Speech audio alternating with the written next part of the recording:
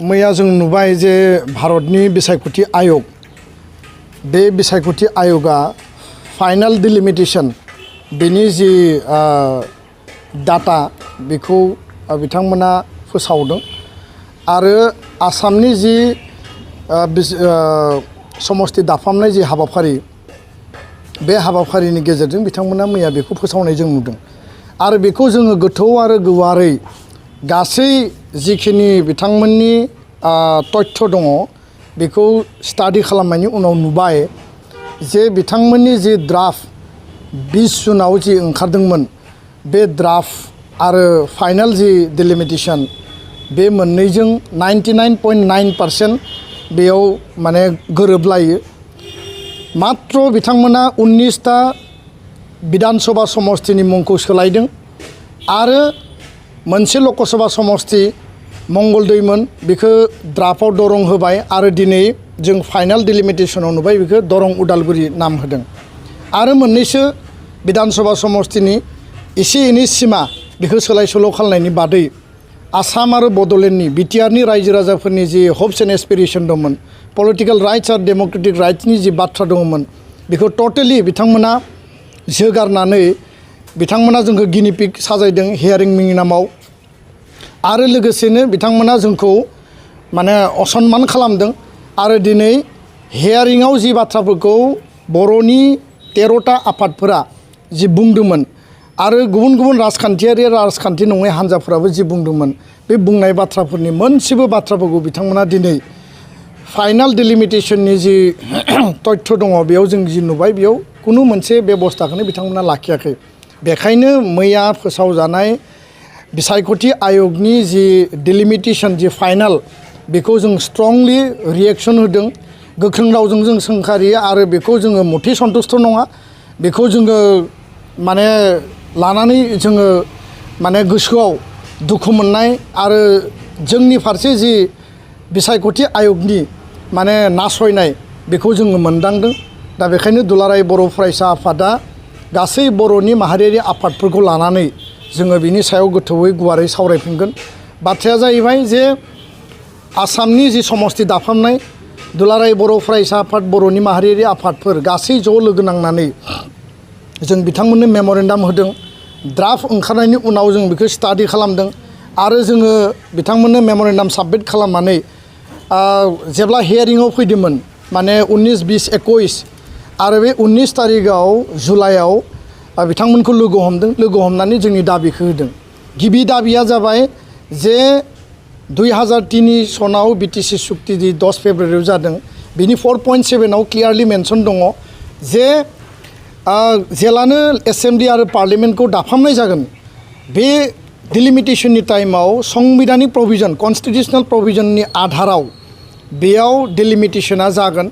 आरो बेखौ बिथा खालामनानै 2007 सननि जि डिलिमिटेशन कमिशन माने 1/2002 नि आधाराव 2007 सननि जि ड्राफ्ट बे ड्राफ्टआव क'क्राझार आरो उदालगुरि बेयाव स्पष्टयै लिरनाय दङ दा बेबायदियैनो दुलाराय बर' फरायसा आफादा जों जि दाबि लाखिदों जे क'क्राझारा एसटि जानांगौ उदालगुरिया अपेन जागोन बियो नाथाय जोंनो आलादायै बिटिसिनि सिङाव मोननै लकसभा समष्टि जोंनो नांगौ आरो बे लकसभा समष्टिखौ जों बुंदों जे 15टा विधानसभा समष्टिनि जिहेतु 9टा विधानसभा समष्टिखौ क'क्राझार एसटिआव हरबाय 6टा विधानसभा समष्टि तामुलपुर आरो उदालगुरि जिल्लानि जि मोनद' विधानसभा समष्टिखौ लोगो खालामनानै बा जथायनानै डिफुखौ जेरैबायदि खालामदों करिमगन्जखौ जेरैबायदि खालामदों बेयाव दानो हायो आरो प्रयोजन जायोबा बाक्साखौ जोङो बेयाव लाबोदेरनानैबो बयबो बुंदों नाथाय दिनै बेखौ खालायाबासिनो मंगलदै जि लकसभा दङमोन बेखौ ड्राफ्टआव सोलायनानै होबाय दरं नाम खिन्थु उदालगुरि तामुलपुर कामरुप आरो दरं मोनब्रै जिल्लाखौ दाजाबनानै 6 शिड्युल नन 6 शिड्युल बेयाव कन्स्टिटिउसनेल प्रभिजनखौनो माने कमप्लिटलि ब्रेक खालामनानै बिथांमोना बेखौ जथायनानै दादों आरो दिनै दरं नामखौ सोलायनानै रायजो राजानि दाबि दावा बयनिबो आन्दलन जोंनि दाबि बेफोरखौ नोजोर बोनानै बिसोर जास्ट सन्तुष्ट खालामनो थाखायल' उदालगुरिखौ दाजाबनानै होदों खिन्थु बे नाम सोलायनानै जोंनि संबिधाना जोंनि पलिटिकल राइट्स आरो जोंनि 6 शिड्युलनि जिखिनि प्रभिजन जोंनि जि फान्डामेन्टेल राइट्स बियो मालाबाबो प्रटेक्ट जाया आरो बेयाव जोंखौ माने गोबां माने रोखोम माने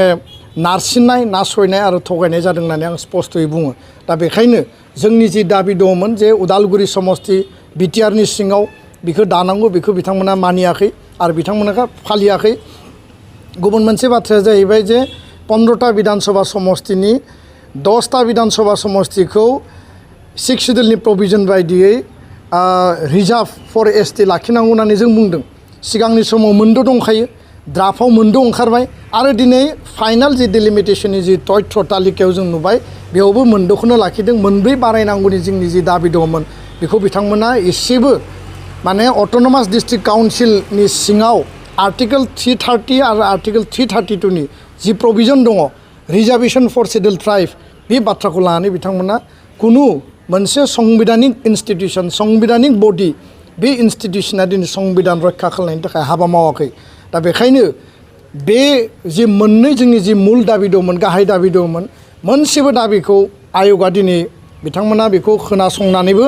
बिथांमोना दिनै मानिनानै लायाखै आरो फाइनाल डिलिमिटेशनाव ओंखाराखै। बेखौ जों खुद्रिदों, दुखु मोनदों आरो जों स्ट्रंलि बेखौ जोङो माने रिएक्सन खालामदों। बाथ्राया जाहैबाय जे बिथांमोना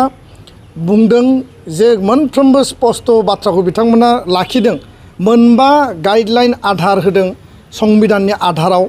आरो संबिधानिक इन्स्टिट्यूशन हिसाबै जों संबिधाननि आयेननि नियमनि आधाराव खामानि मावगोन होननानै हियारिंआव अनुप कुमार पान्डे बिथाङा जोंनो बुंदोंमोन इलेक्शन कमिशनारा। किन्तु जों नुबाय जे दिनै बिथांमोना कन्स्टिट्यूशनेल एन्ड लिगेल प्रभिजन 1 नाम्बाराव होदों। जग्राफिकेल माने बाउन्डारिनि बाथ्रा बुंदों, पपुलेशन डेन्सिटिनि बाथ्रा बुंदों, एडमिनिस्ट्रेटिभ इउनिटनि बाथ्रा बुंदों। जिफोर मोनबा आधारखौ लाखिदों एडमिनिस्ट्रेटिभ इउनिट हिसाबै बिटिआरआ 6 शिड्यूल बे आलादा नन बिटिआरजों बे सरजाब जाया। जग्राफिकेल बाउन्डारि हिसाबैबो जोंहा आलादा आरो पपुलेशन डेन्सिटिखौ नायोबाबो दिनै जोङो माने 12 लाख 15 लाख पपुलेशना जोंहा क'क्राझार एसटिखौ बाद होनानैबो उदालगुरि जि प्रप'ज जोंनि जि दाबि दंमोन बेयाव बे पपुलेशना मिट जायो। किन्तु दिनै जों नुबाय बिथांमोना कन्स्टिट्यूशनेल प्रभिजन 6 शिड्यूलखौ मानियाखै, एडमिनिस्ट्रेटिभ इउनिटखौबो भायलेसन खालामबाय, पपुलेशन पेटार्नखौबो भायलेसन खालामदों, जग्राफिकेल बाउन्डारि भायलेसन खालामदों। टटेल मोनबा फिचारखौ नामावल' होनानै बिथांमोना कार्यकरि खालायाबासिनो जोंखौ भायलेसन खालामदों। बेखायनो दुलाराय बर' फरायसा आफादा बे जि फाइनाल डिलिमिटेशन बेखौ जोङो गोजोननाय गैया आरो बिनि सायाव जोङो गोथौयै गुवारै जोंनि गासै माहारियारि आफाद राजखान्थियारि गौथुम बिटिआरआव जिफोर दङ बिथांमोनजों जों सावरायफिनगोन, बिथांमोननि मतामत लागोन। कन्स्टिट्यूशनेल जायफोर एक्सपार्ट दङ बिथांमोननिफ्राय लिगेल एक्सपार्ट दङ बिथांनिफ्राय जों मतामत लागोन आरो आयेन आरो संबिधाननि आधाराव मा हाबाफारि लानांगौ बे बाथ्राखौ जोङो बिनि सायाव सिद्धान्त लागोन। आरो लोगोसेनो फिसा फिसा बेबायदि जिखिनि जोंनि जि मोनथाय जोंनि जि अधिकार जोंनि जि संबिधानिक मौलिक अधिकारनि जि रैखाथिनि थाखाय जिखिनि बाथ्राफोर दङ बे बाथ्राफोरखौ जेला जोंखौ बन्सना खालामो, जोंखौ जेला थगायो, जोंखौ जेला खोमसियाव लाखिनानै हाबा मावो, बिनि बेबायदि जाथाय आरो हाबाफारिनिफ्रायनो गिदिर सोमावसारनाय, गिदिर रिएक्सन आरो गिदिर आन्दलनफ्रा जायो आरो बेखौ आङो स्पष्टयै बुंगोन। लोगोसेयैनो फैबाय थानाय 2024नि जि बिसायख'थि दङ तामुलपुर आरो उदालगुरि मोनद' समस्तिनि सिङाव थानाय बर'जों गुबुन गुबुन हारिनि जि मोनसे एसपिरेसन दंमोन 6 शिड्यूलनि थागिबिफोरनि जि एसपिरेसन दंमोन बेखौ टटेलि भायलेसन खालामनायनि थाखाय जायफोरा दिनै बेयाव मोनसे सिमां नुदों बिथांमोना बिनि सायाव माने गोहोम गोलैगोन आरो जोंनि रिएक्सनखौ बिथांमोना थारैनो मोनगोन। आं बे बाथ्राखौ दिनै स्पष्टयै बुङो। दा बेखायनो फाइनाल डिलिमिटेशन दङ बेखौ लानानै जों आरोबाव सावरायबावगोन आरो मा बेबस्था लानो हायो जों रायजो राजानि दल संगठननि मतामत लानानै हाबा मावलांनो थाखाय जोङो जेब्लायबो जों रेडि। गोजोन्थों।